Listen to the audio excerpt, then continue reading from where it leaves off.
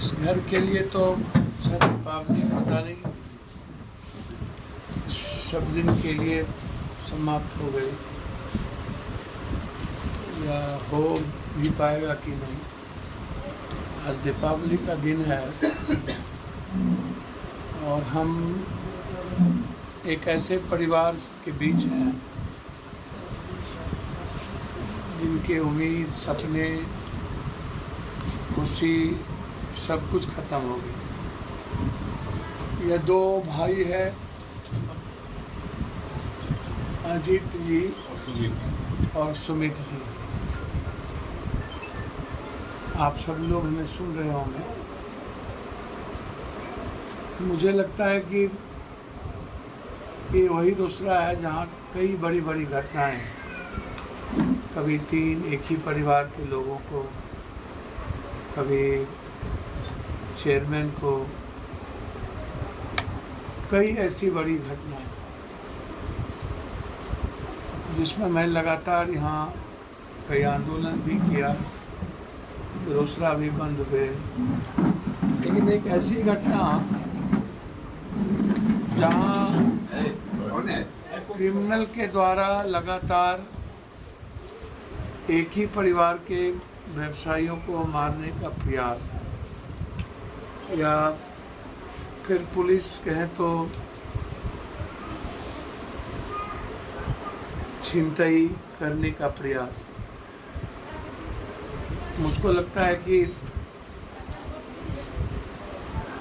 कई बार, चार बार अलग अलग तरीके से, कभी कटर काट के, कभी किसी भी तरह के प्रयास उन्होंने किया। एक क्रिमिनल है मनीष महतो, जिसके गैंग हैं यहाँ से, और कई गैंग के लोग शूटर हैं, इन्वॉल्व हैं ऐसी घटनाओं में।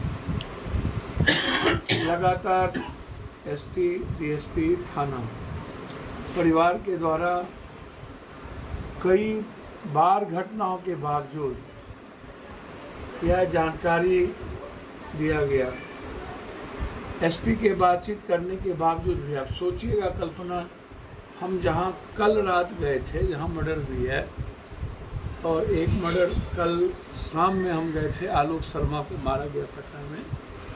ये वही शूटर हैं जो मंटू शर्मा को मारा था, फिर कल आलोक शर्मा को मार दिया। एकलौता बेटा था, कह के मार दिया। पुलिस के नॉलेज में थी कि मार दिए जाएंगे। मंटू शर्मा के भाई को पुलिस ने आगाह भी किया कि आपको मारने का साजिश है। उसके बावजूद उनको ना तो सुरक्षा मिली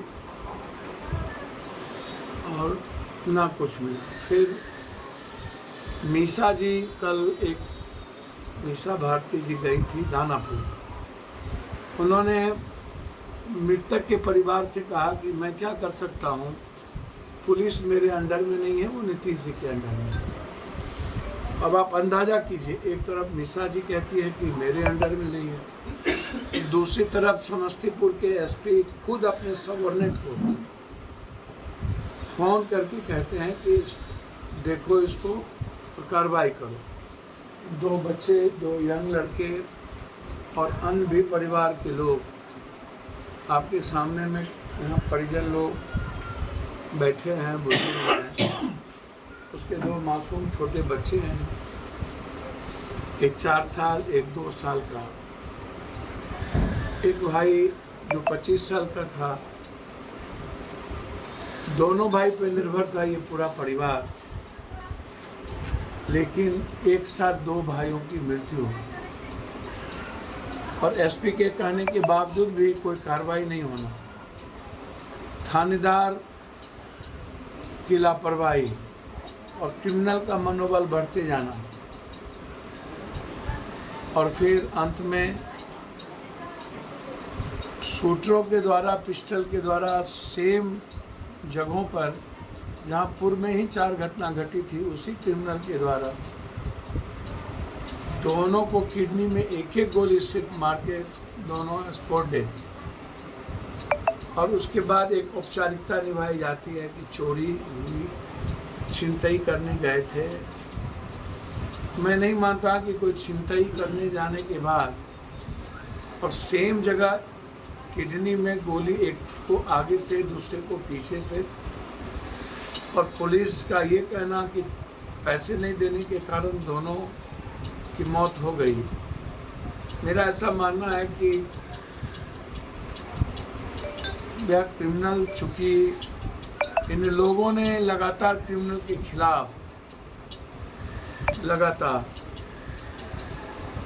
मुझको लगता है कि प्रशासन के कहने के कारण वो आँख के किरकिरी बने और सबसे बड़े दुश्मन बने, और इसी कारण से एक आतंक का माहौल बनाने के लिए, भय का वातावरण बनाने के लिए कि मेरे खिलाफ यदि तुम होगा तो मैं कुछ भी कर सकता हूँ, इस आतंक को पैदा करने के लिए उन्होंने 2 बच्चे, मासूम बच्चों की हत्या कर दी। और हत्या सोची समझी थी, छिनतई के कारण हत्या। उनके पास कोई करोड़ रुपया नहीं थे कि जिसके चलते गोली चलती। और इसके पहले भी जब 4 घटना घट गई थी तो पहले भी मारा जा सकता था, छिनतई की बात आती तो। चौथे बार सेम व्यक्ति के द्वारा, सेम प्लेस पर, सेम अपराधी के द्वारा और सेम व्यक्ति को मारना, तो ये निश्चित रूप से टारगेट था कि मेरे रास्ते में कोई ना आए। आप अंदाज़ा कीजिए, जो कल बालू माफियाओं ने दानापुर में मारा, उसमें भी यही घटना थी कि मैं वर्चस्व को ख़त्म कर दूँ।